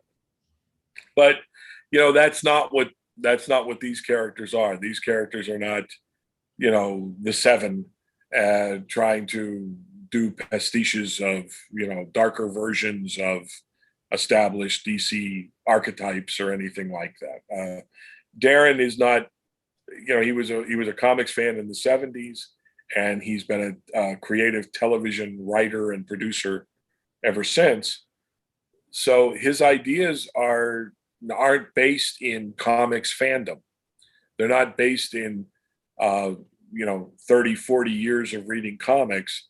They're fresh ideas that, you know, occasionally may land somewhere in the vicinity of a pre-existing character, but they're very raw and original to Darren and through his perceptions. So it was kind of like, remember that show Heroes? Yeah. Where, you know, the gentleman that conceived that, and his name escapes me, but I remember reading articles at the time where he would be in the writer's room and he goes, I have this really neat idea for a character that has magnetic powers. There's nobody with magnetic powers, is there? And his writers would sit back and kind of smile and go, yeah, boss, there's a character called Magneto that right. has magnetic power. He's actually quite popular. He's in the X-Men movies, you know. And I go, okay, well, then maybe we won't do that, you know, that kind of thing. But, you know, that's why I'm very happy with a lot of the characters that Darren comes up with, because the first thing that occurs to me isn't like, oh, she's our Wonder Woman character, or, you know, he's our Cap, or he, you know, he's our Hawkeye. It hasn't happened yet. I mean, even when people refer to Blue Baron as a patriotic hero, I've had a few people, because he comes out of the Revolutionary War. He's a character that has been around since the Revolutionary War, and he wears a tricorner hat and all this kind of stuff. And but I've had several people refer to him as a patriotic character. You've read the material. Mm-hmm. Is he a patriotic character? Does he sell himself as a patriotic character? I don't know. When you ask that question, actually, the interesting thing about that question is, if we were in the 1950s and you asked me that question, then I might say yes. But I think we're living in this era right now where everything is kind of up in the air as far as what patriotism is. Well, that's a good point. So, that's a good point. You tend to be overthinking. I mean, because if you would have said yes, I see him as a patriotic character, I wouldn't have argued with you, because I've had several people. One guy, I was doing an interview, pardon me, and it was early on in the Blue Baron test marketing, and he said, "I'm looking at this character that you're working on now, this patriotic character," and I'm like, "Patriotic character, okay." And I had no idea what he was talking about. And he was saying, "Yeah, he's I'm looking at some artwork here where he's with a guy that has a visor like Cyclops," and I'm like, "What the hell is he talking about?" And it finally clicked for me what he was talking about. And the villain had like a very thin sunglasses type thing. That's what helped me connect to Blue Baron. Okay. And I'm like, okay, so he has a tricorner hat, so people obviously connect that to the Revolutionary War, and that becomes a political or a patriotic character. But that is not the vibe, certainly not the vibe of the Blue Baron title, because of the sitcom twist that Baron has provided. So it's one of those things that I'm just kind of proud of. That you would be hard pressed to say, well, he's your Hulk character and he's your Hawkeye character. I mean, A-Next was completely the opposite. A-Next was completely that. This has not been that experience for me at all. So actually, I've got a question pertaining to that. So you were on John Suntress's show, and you were talking about the Heroes Union, and this made me laugh. I was out walking, I'm listening to this, and you said, this is the good old fashioned stuff. So if you're like a fan of The Boys and you're looking for that type of thing, forget it. And that tends to be, I haven't read that book, but we watched the first season of that, and it was like, after the first season, it's like, okay, that's enough. There's only so many like things with spouting blood that I can handle. And that Daredevil show is one of those where my wife hadn't seen it and I watched it, and I'm like, while we're waiting for Loki to show up, let's start watching Daredevil. We'll watch it once a week. Can't watch it every day because it's too violent. The clips I've seen, I concur. Yes. It's very good, but you can't binge watch it because you'll have nightmares for months and months and months. And it's just the way it's set up. And so we've been watching it once a week, and it's fine. And then we watch like a comedy show afterwards before we go to bed, so that's not in our heads while we're trying to sleep. But have you watched Jupiter's Legacy? I've only seen some background stuff and some online reviews of it and everything. I know generally what the concept is, and that's just not something I'm interested in. The Boys, the showrunner on The Boys, Eric Kripke, created and was the showrunner for the first 5 years on Supernatural. And I watched Supernatural for its entire 15-year run and loved the show. I loved everything about it. So it kind of kills me that Kripke is doing something that I would probably really enjoy. I mean, as far as his storytelling and his casting and all that, I probably would get a lot of enjoyment out of that. But the violence, the heroes as sociopathic individuals and everything, there's nothing about that appeals to me. They're the bad guys, and the good guys fight those guys, that kind of thing. what has always appealed to me about superhero fantasy is that it is an adolescent power fantasy that you can do good. When kids say, "Why do you like Wolverine?" and they say, "'Cause he slashes people," that depresses me. When a little girl dressed as Wonder Woman says, "Who's your favorite superhero?" and she goes, "Wonder Woman, because she saves people," my heart bursts from my chest and I get choked up and I start to tear up, because that's what it's all about. It's about, remarkable individuals who choose to put themselves at risk to help other people. That's what this whole power fantasy is about for me, is having the ability to, I believe it was Spider-Man 200. They Pete came to his umpteenth moment of truth, right, where he realized how blessed he was because he had the power to help other people. I mean, that was very much the theme of Thunderstrike, is that Eric wasn't going to squander this because he has the opportunity to help other people. He's just a guy from Long Island, but he's been given this gift. He's going to use it to the best of his ability to help people when he can. I mean, that's living in a society. That's that's being a mensch, being a human being in the midst of a society of human beings. So, and that's what I enjoy about this. Not that I enjoy it when the characters have feet of clay, when they deal with the same self-doubts that we all deal with. We just recently, a couple of years ago, did a 10-page story with Eric Masterson's Thunderstrike, where it was it was a moment of crisis for him. The 10-pager we did in Thor the Worthy, where we picked a moment from his past where he could have stopped. It was a moment after a member of Code Blue had been killed in action. And he was dealing with the idea that, I'm a dad. I want to be here for my son. My primary responsibility is as a father. I need to be here for my son. He easily could have quit. We put him at this crossroads, and then we told a story where in that moment, he is in a very personal situation where he rescues another human being. And he realizes that's why he's there. That's why he was given this gift.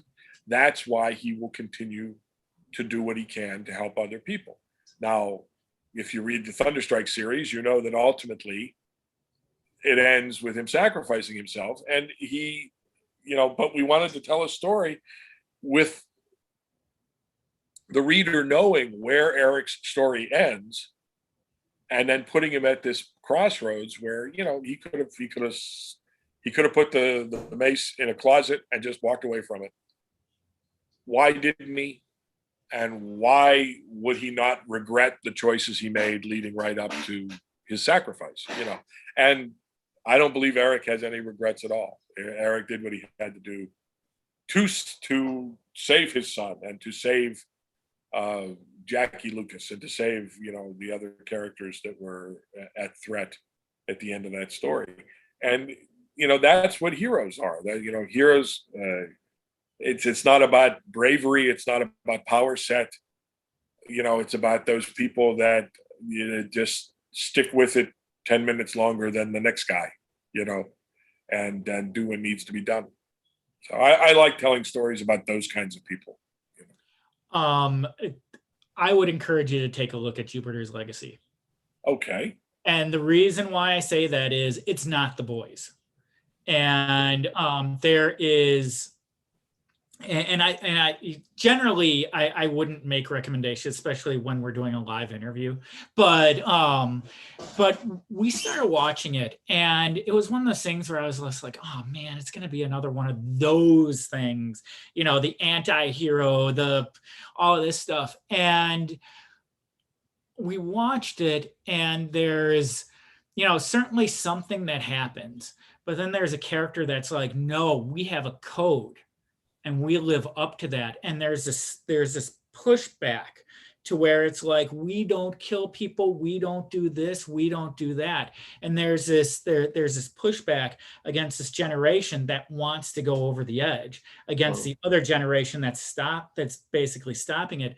And the thing that I really liked about the show is they have scenes that go to the 1920s, and it's very Justice Society of America like, where it's like, why haven't they done this in these movies? You know, especially someone like DC that has the JSA property, and they have all these legacy things, where it's like, you take a look at the history of comics and it goes back to the 1930s, and with the exception of World War I and Wonder Woman and World War II and Captain America, they're not tapping into that at all, you know, with these live action things. And it was neat to see. Well, and let me, as a teaser, tell you that in Heroes Union #1, we find out that the origins, we know that the Blue Baron's origins go all the way back to the Revolutionary War. The origins of the Heroes Union are in the Depression. Okay. And there are flashbacks to the first squad of Heroes Union members is teased in this as part of the opening tour of the facility and all this kind of stuff. And we do a couple of flashbacks and talk about how the Heroes Union was founded and at what level they function these days and all that kind of stuff. That I think as a comics fan, you'll get a big kick out of it, because it subverts a few things and it plays into some other things. And but I think you'll enjoy it given what you just said about Jupiter's Legacy. My biggest problem is with the violence. The clips I've seen of the boys, the clips I've seen of the Invincible animated piece, that is just yikes. I think it's really tough, and I think that one of the things that happens, and especially with this era that we're living in now, and you can actually, you know, I feel stupid for saying that, because you could go back even to the 80s. You said it yourself. You know, I like Wolverine because he slashes people. Yeah. People were saying that in 1983. You know, so that's not anything that's new. You know, the violence isn't new. But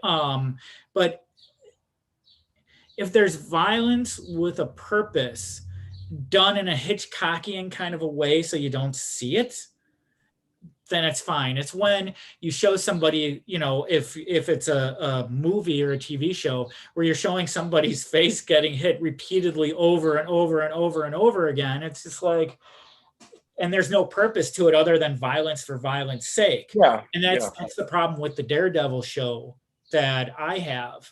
And it's just, it doesn't need to be done.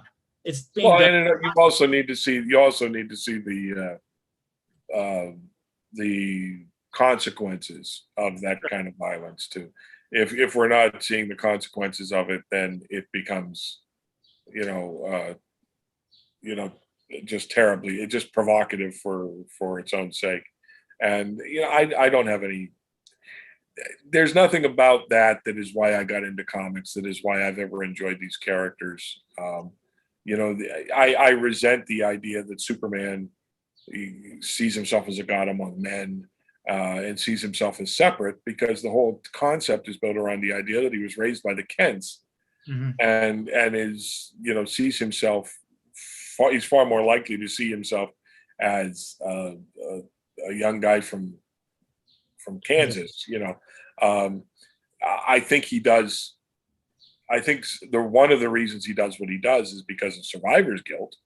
That being the last survivor of Krypton has to mean something, and it's up to him to decide what is that going to mean. The new show Superman and Lois, I think, does a wonderful job of capturing that character, because he had a conversation with his son where he talked about how hard it was to build trust with people, with the citizens of the earth, and that he works very hard to maintain that trust, to never betray that trust, because he can't do what he does if they don't trust him, if they don't trust that he will not turn on them. And they, more than a lot of other media versions of Superman, they have captured that warmth and that need for him to come across as human and humane for people to trust him. And, he has to control his temper. He has to control his public image, because he can't do what he needs to do if people don't trust him. And I thought it was just wonderful. It was incredibly insightful. And, we could use more of that in the actual comics industry these days, rather than trying to subvert the tropes as much as everybody is still finding, what's the video game in Injustice, Gods Among Us? Oh, yeah. I'm constantly still seeing that on my YouTube feed and all that kind of jazz, and that subverting the characters like that doesn't appeal to me at all, because I think they have such legs that there's still plenty of stories to tell about these characters as they are. I mean, Superman and Lois is proving that to me. So, they found some very insightful showrunners and writers who, are taking a fresh look at something that comics fans have, more often than not lose track of, and it behooves them to reacquaint themselves occasionally with other points of view. So anyway. So my cat's gonna be bugging me. He's already staring at me. This is his feeding time, so he's staring at me. I hear you.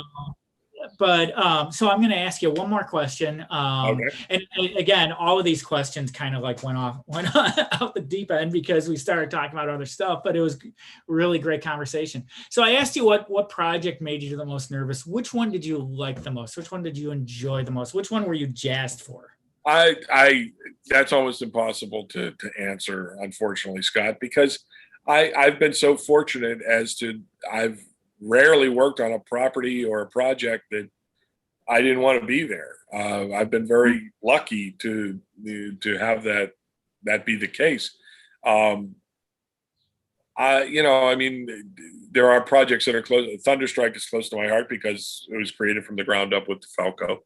A-Next, I was very, very, very involved in the storytelling in A-Next, and it reflected very much, my feeling about heroes and legacy characters and such. I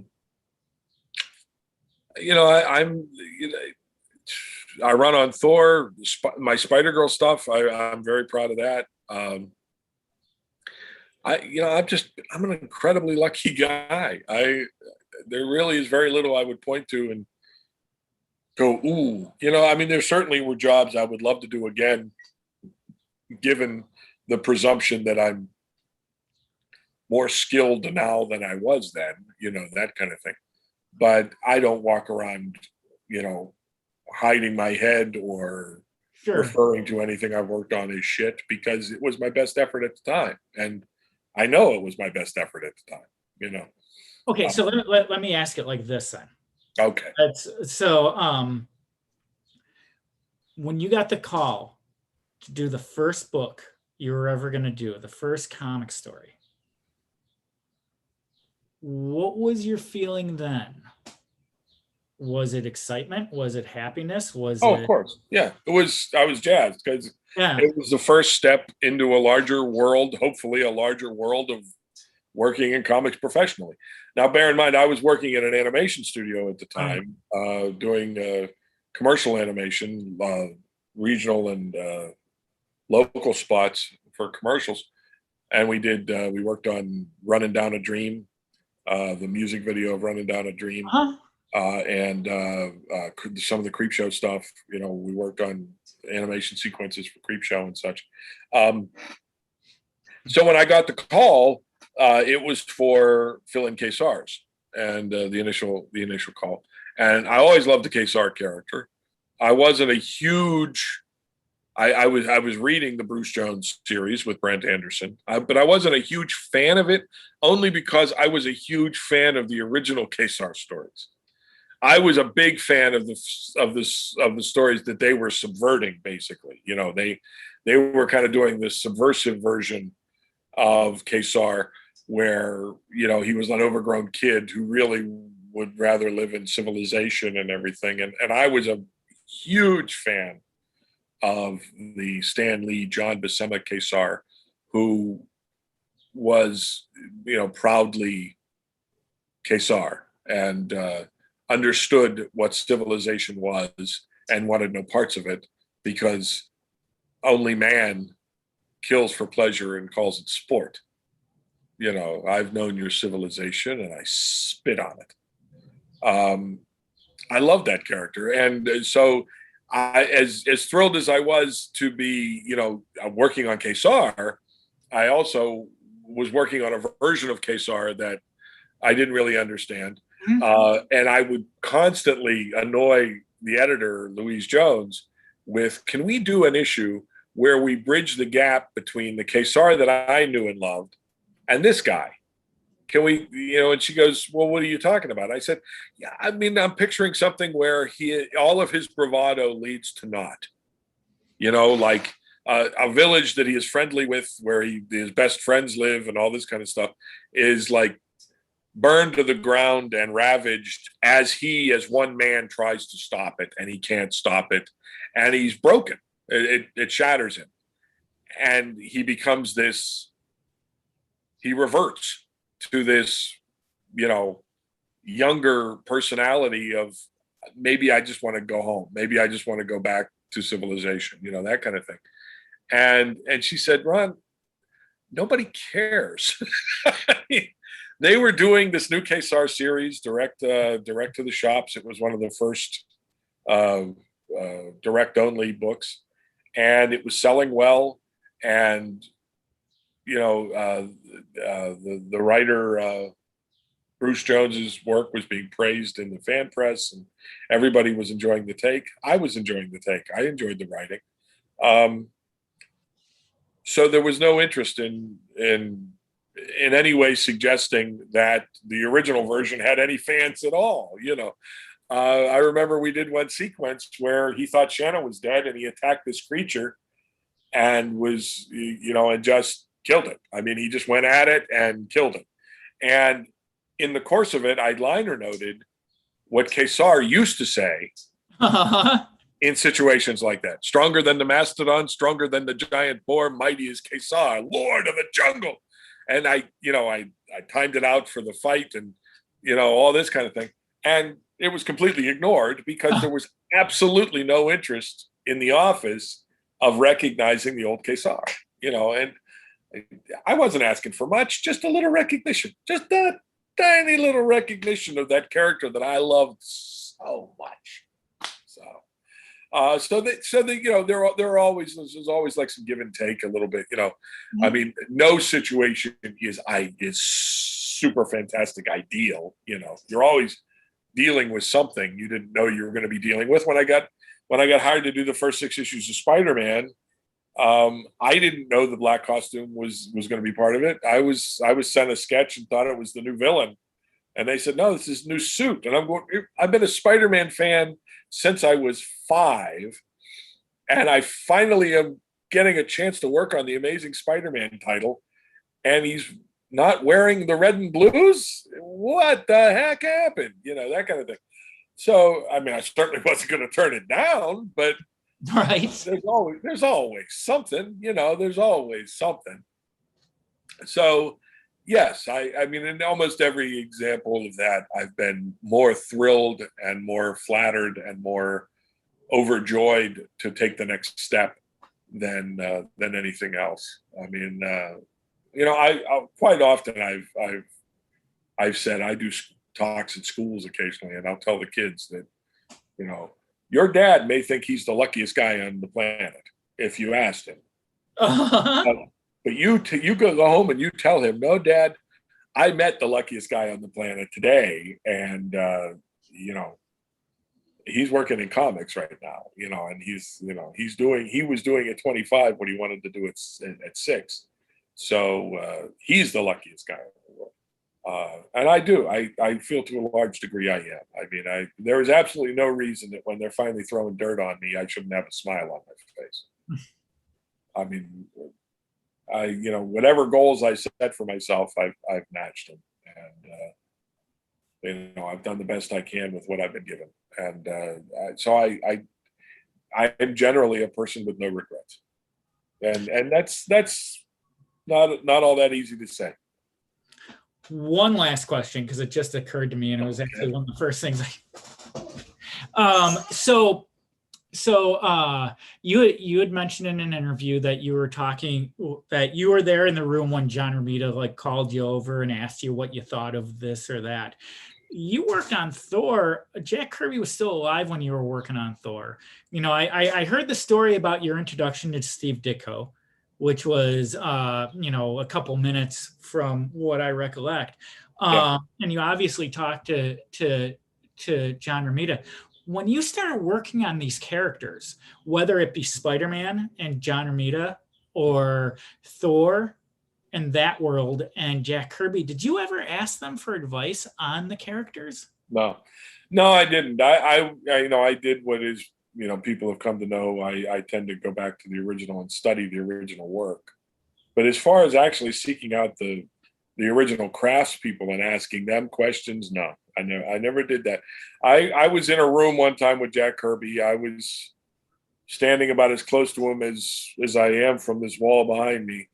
But I did not have the nerve to approach him or introduce myself or anything like that.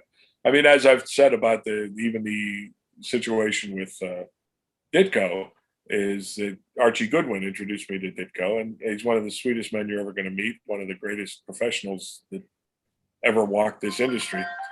But when he introduced me to Ditko, he said, Steve, this is Ron Frenz. They're making him do you on Spider-Man.